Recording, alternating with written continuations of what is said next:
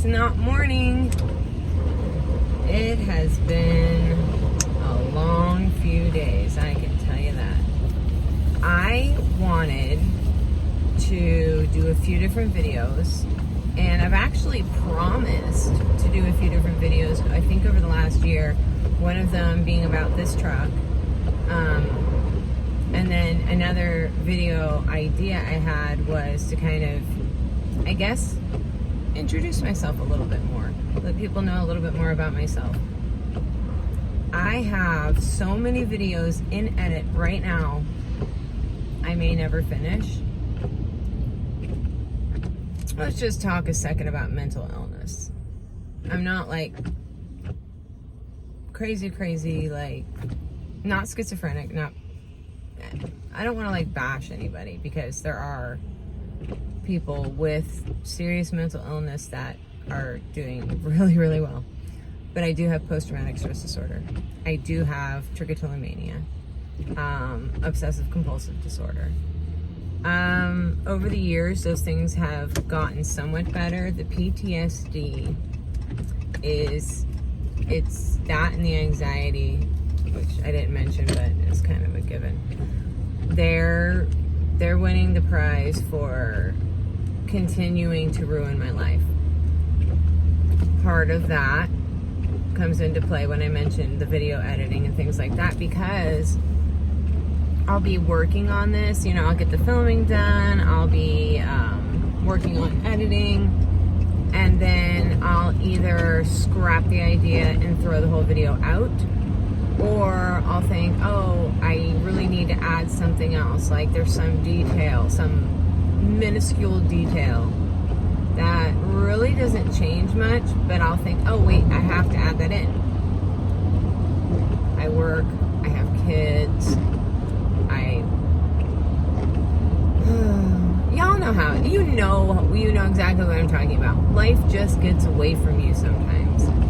And as much as I was a really ambitious person growing up, like super ambitious, started working when I was 11, 12, I don't know. My first job was for a real estate company cleaning houses. And that came after I was helping, actually, an art teacher of mine who was a friend of our family. She was an amazing artist, an amazing teacher, but could not organize to save her life. Her office, she lived in a mansion. She and her husband, they had money. I don't know the story behind it. All I know is he had a really good job, so she was able to be an art teacher, which is what she wanted to do. But man, I remember being 11 years old and walking into her office, at home, her home office, and just thinking, how am I gonna wade through this? You could barely open the door for the stuff and the things. And anyway, I'm really good at organizing. I'm really good at cleaning. I'm really good at finding a way to get a crazy amount of things done in a very short window of time, which is mostly why I'm successful at what I do, because I can have this little window of time, and man, I can pack a lot into that time, which is really great. But at the same time, I'll have days where I feel like I'm not getting enough done. I may be doing great, but I just don't feel like it. I just don't feel like I am. Anyway. But yeah, I started working young. The day I turned 16, I got a job at a Pizza Hut cooking. So I cooked pizzas, and they were all like, oh, you're pretty, you should be a waitress. I tried it for one night. I finally gave in and said, okay, I'll try it for one night. I didn't quite understand the concept of making $2 an hour and living on tips, but I was like, I'll try it, whatever, because I was making like $4 or something an hour, maybe it was like $4 an hour. So That was minimum wage, you know. Anyway, I had a table with 10 people. I don't know, it was a lot for me. Somebody new. And it was a girl's birthday, and she was wearing a white shirt, and I had a tray full of drinks. She had ordered just Dr. Pepper. Her whole Dr. Pepper all over her shirt at the beginning of the birthday dinner.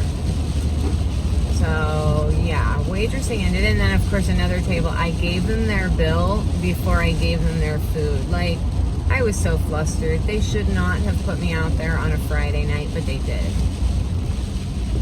Live and learn. I briefly was a waitress also at a Denny's, where I quit. Not because I couldn't handle it, because the other staff were so awful. That's probably my biggest issue working with other people. I can work with almost anyone. I've had jobs where I've had to work with people who don't want to be there. They don't want to do their job. Okay, whatever. I'll do it. Shoot, I don't give a shit. And it takes a lot to get me to walk away. Like, if I like what I'm doing, it takes a lot to get me to walk away. Wow, was I out of there. Because, I mean, just nobody cared. The cook didn't care. The manager didn't care. The other waitresses didn't care.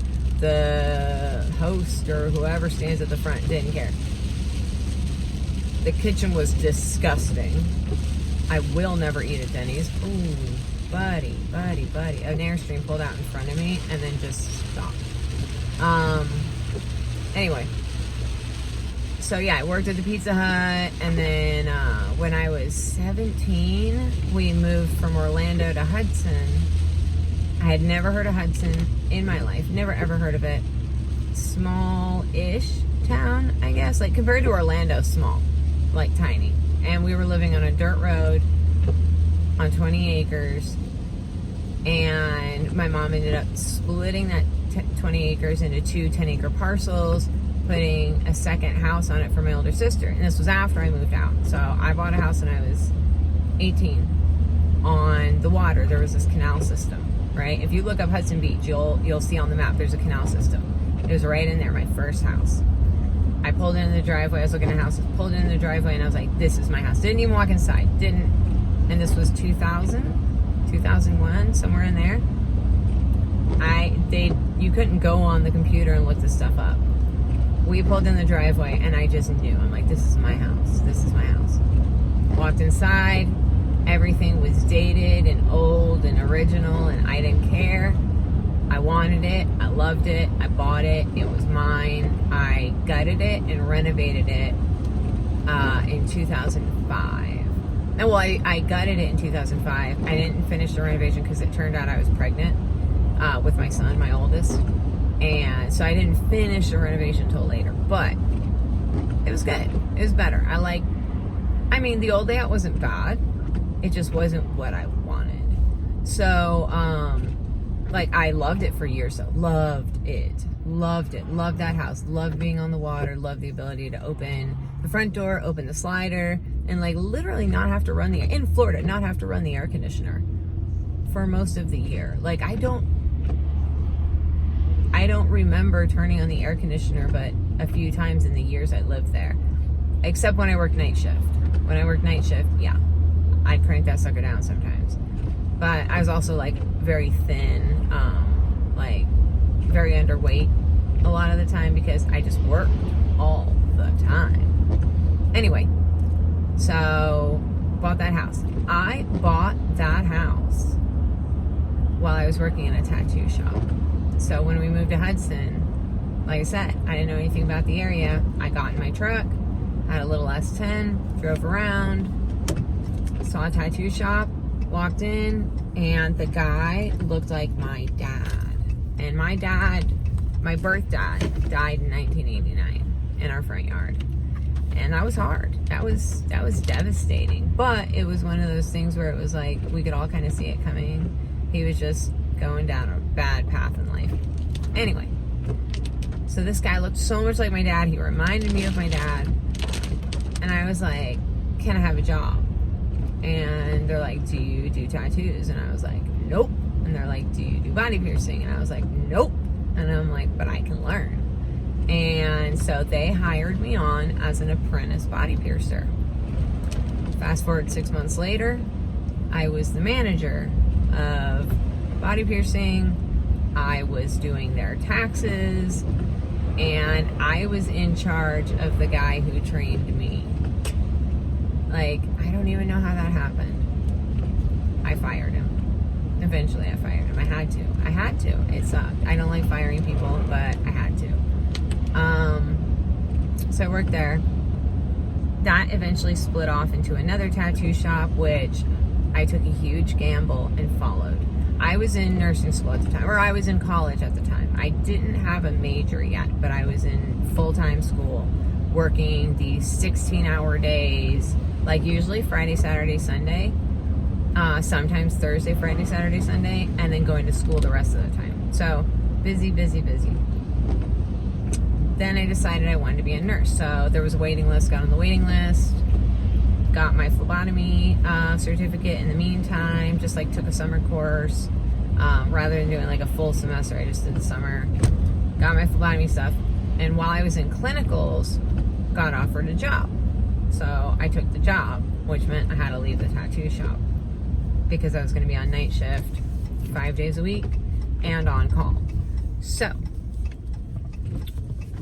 worked as a phlebotomist until I got the phone call saying, hey, we have a spot in the nursing program. You want to do this? Signed a contract with the hospital saying they'll pay for my tuition and my books and my uniforms and everything else, but I need to work for them for 18 months after graduation.